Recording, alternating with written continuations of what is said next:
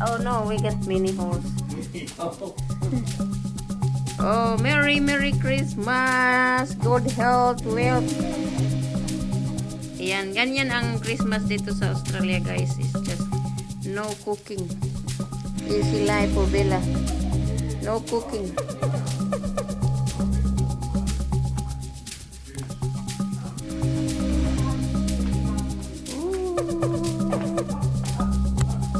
All in that one.